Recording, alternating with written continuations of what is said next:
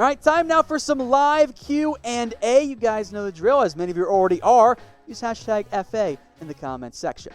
First up from Jonathan Garcia, what's the news on OBJ? Well, there isn't really any news right now on Odell Beckham. Things are all very quiet right now, that there hasn't been a whole lot of movement. And that means one of two things. Number one, there's not going to be a deal, which I still think is the route that comes. Or things are super quiet because something's being worked on.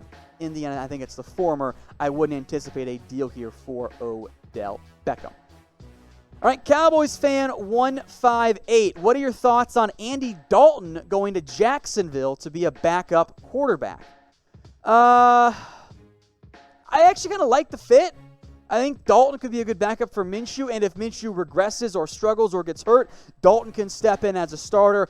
I don't know if that's where Dalton wants to go, although it's not like there's a whole lot of interest in Andy Dalton right now. So I like the fit overall in terms of the need. I think Flacco also makes some sense, by the way, for Jacksonville. All right, Connor Fowl or Fowl, however you say it, let me know. A super chat. Do you think the Packers will trade out of the first round or trade up for a wide receiver? Good question. I think of the two, I'd say trading up for a receiver makes the most sense. And there's kind of a little rush early on in terms of you're going to have your top three guys go off the board kind of early. And then you could have a run on receivers in that 21 range, 20-21 range with Jacksonville, Philadelphia, Minnesota twice inside that top 26. The Saints at 24 could maybe still go that route. The Patriots need one. Seattle. All those teams could use a receiver. So from that perspective, I think a trade-up might make more sense for Green Bay to get ahead of some of those particular teams. Chris Jones, would Robby Anderson be a good fit for my Vikings? Your Vikings need receiver help pretty badly right now, Chris.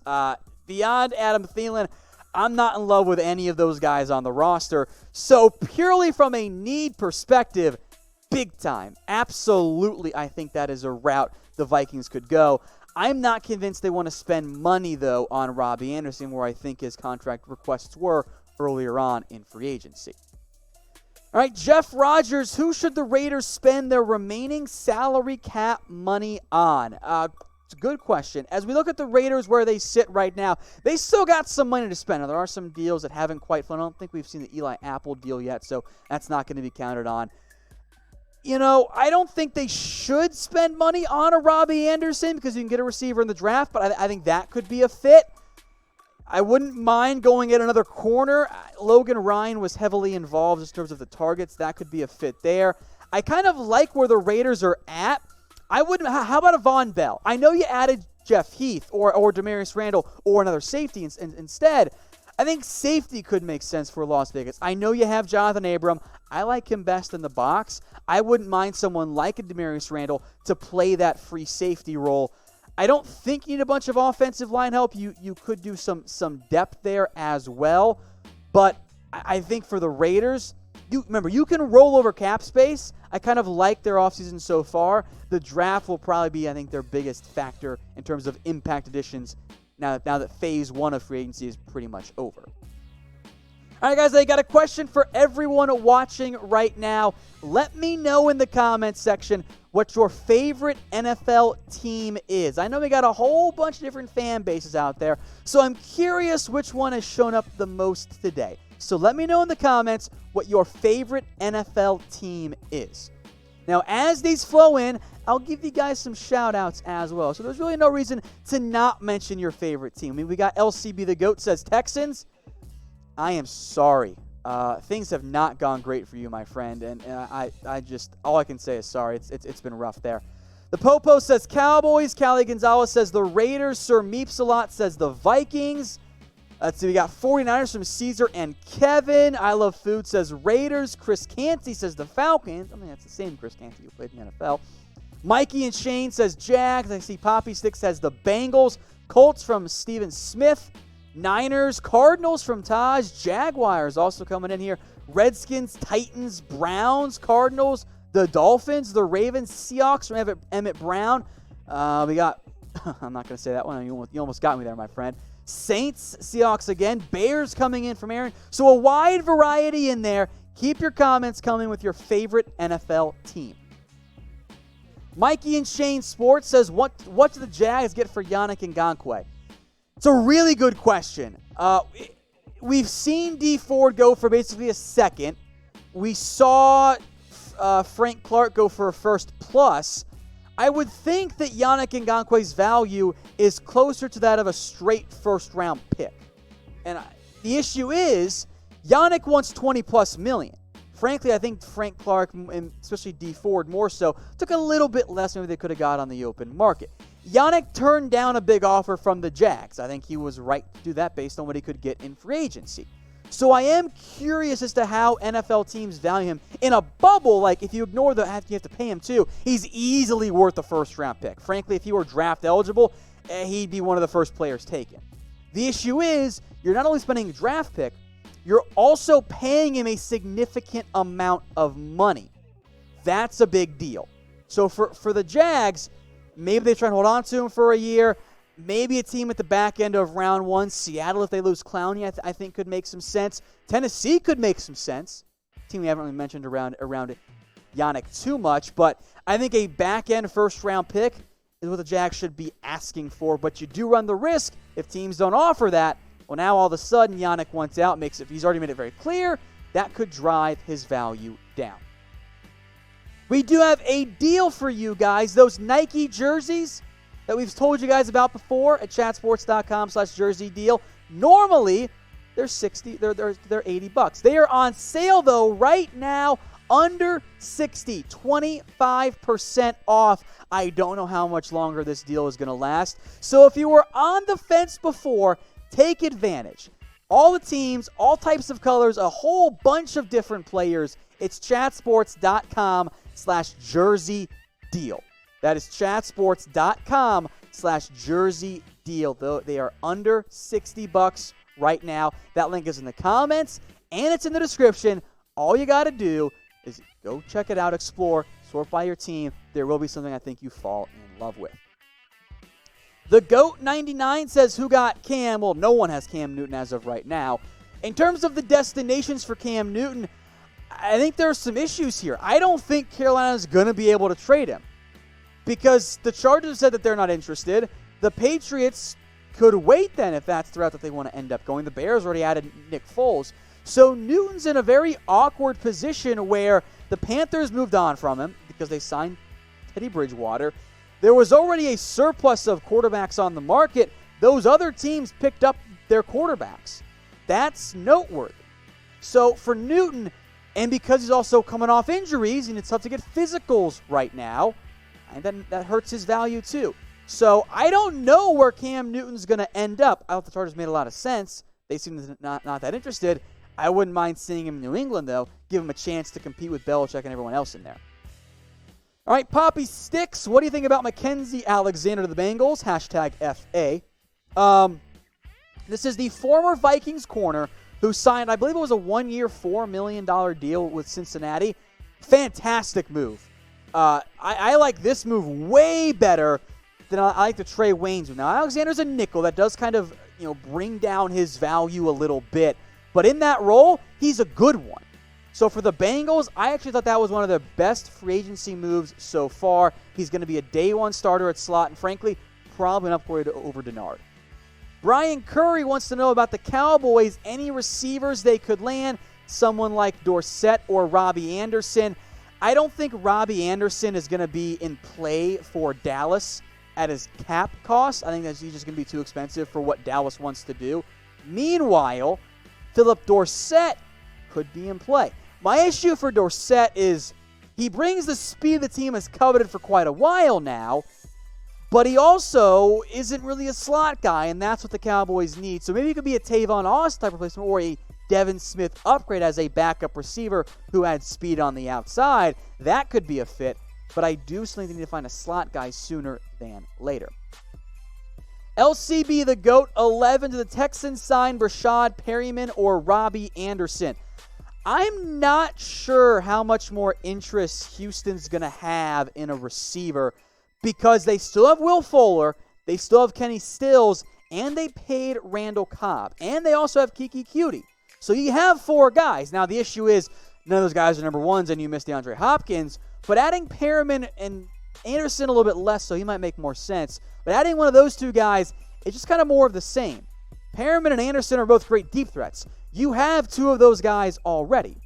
Now, in terms of who is the better player for Houston, I would prefer Robby Anderson. I think he is closer to being a true number one. It can be a little bit more heavily involved as beyond more than just a deep threat. Then you guys can cast your votes for me as well. If your team could sign one, who would you pick? A for Anderson, P for Perryman. I would lead Anderson, but I will make note, Perryman would probably end up being cheaper in the end. A super chat coming in from Andrew Vanderpool. Thank you very much, Andrew. We appreciate that. It's a great way to get on the show. Use a super chat. With the Clinton Dix signing, is Delpit out of the question? I don't think drafting a safety is out of the question for the Cowboys. Now, does it hurt the odds a little bit of going safety in round one? Yes, I think those odds have been negatively impacted. But Clinton Dix on a one-year deal. Xavier Woods, his deal's about to expire as well.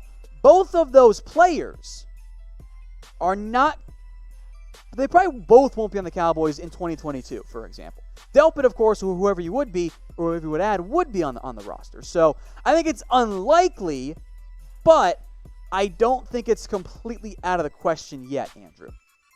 From Quality Streamer, what team do you see on Clowney in 2020? That is a fantastic question, my friend. Well, we're going to do some Jadeveon Clowney destinations coming up here in a little bit. So if you want to see that video, of course you're watching on demand here, check it out. It's on the channel. Hit that big red button, youtube.com/chatsportstv. Hit that big red button. If you haven't already, not really sure what you're waiting for at this point. No one's putting out NFL videos like we are right here at Chat Sports. So hit that button, subscribe. We'll keep you covered on everything around the NFL. And yeah, the draft is coming up in a little bit as well. From Zvaz, if I mispronounced that name, I'm sorry, it was a trick one for me. What should the Buccaneers do the rest of the offseason? Well, of course, they've already got their quarterback, at least for now, in Tom Brady. I'm looking at the offensive line. You know, I wouldn't hate a trade for Trent Williams. I'm not sure what the cost would be in terms of what he wants on his new contract and the draft pick, but that would take care of your offensive tackle problem. I think that's a big area. Running back is also a need for this team. And the other big one for me is wide receiver 3, because you have Chris Godwin, Mike Evans. Those guys are awesome.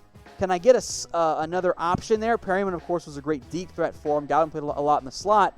Maybe you just bring back Perryman. I think so. If you do that, that's a pretty good fit there. Defensive line, also an area you want to add some more bodies there. You lost Bo Allen, Sue's a free agent. You still have Vita Vea, so that's one key cog there. I think those 4 spots, main areas of focus right now for Tampa. Steven Smith, who will you trade for Trent Williams, and how much will he go for? I don't know who trades for Trent Williams. That's kind of unclear at the moment. The Redskins have allowed him to go pursue a trade, and then his market, I think because he wants a new extension, hasn't been what he thought it was going to be. The value for Williams has dropped from the trade deadline because he hasn't played in a year pretty much in terms of a season. He hasn't been on the football field. He might be in shape, but that's different than game shape. I'll put the over-under at a Trent Williams trade at like a third. Here's my trade package. How about Tampa trades for Trent Williams, and they move on from one of their tight ends? And I know that they just redid Cameron Brate's contract, but you could still trade him if you wanted to. He might not like it, but it would still be a possibility. I don't think you trade away OJ Howard, but I think Tampa, maybe it's just a straight pick, a third rounder. Tampa makes a lot of sense right now for me for Trent Williams. Chris Jones wants to know about the market for Sue, and he asks about his Vikings possibly. I mean, it fits. Minnesota needs defense line because they cut Linval Joseph. That leaves Shamar Stephen. I think he's going to stick around. He wants someone who can help plug the run. I think Sue would make sense for Minnesota, but I will make note on Sue. The past couple years, he has waited a little bit. He has waited for the market to emerge, and he's kind of played a patient game and gone on a one-year deal somewhere for a new team. I think he might choose to wait again this offseason. Brett Fine, where's Dalton going? That's a great question. Yeah, I don't know where Dalton goes. I think that the Patriots made sense, and now there are reports that they aren't interested. Maybe it's public negotiation. Who knows? But I thought the Patriots made sense. If it's not to the Patriots, Dalton is now looking at a backup role somewhere. Now, at his age, at his play level, he is still able to do that. He can still be a really good backup for you. So maybe you want to send him somewhere where there is a young quarterback that he can help mentor a little bit, or a bit of an iffy spot if that young guy doesn't turn out very well. So I think Jacksonville, someone mentioned that earlier, I think Jacksonville makes sense. Carolina's got bodies. I'm not sure that's the best fit for him. The Colts are fine. Denver added a veteran backup. I don't think Houston would be a great fit there. Maybe he wants to go play behind Patrick Mahomes. If he goes super cheap, it's a little bit closer to home for him. The Cowboys could use a backup quarterback, but he has to go cheap. So I think that's going to be a key thing for Dalton is what does the price point look like for a role that probably isn't going to be what he wants it to be. Packers for life with a Packers question. No surprise right there. He says Paul Richardson to the Packers, maybe. I think it makes some sense. I don't think Richardson, his market was really all that strong because he hasn't been that good, frankly, ever. He got overpaid by the Redskins. You have, of course, Devontae Adams. Geronimo Allison's a free agent. Marquez Valdez-Scantling, EQ St. Brown, Allen Lazard haven't really emerged. So if you want a speedy vertical threat who can play some slot for you, maybe Richardson does make some sense then for Green Bay.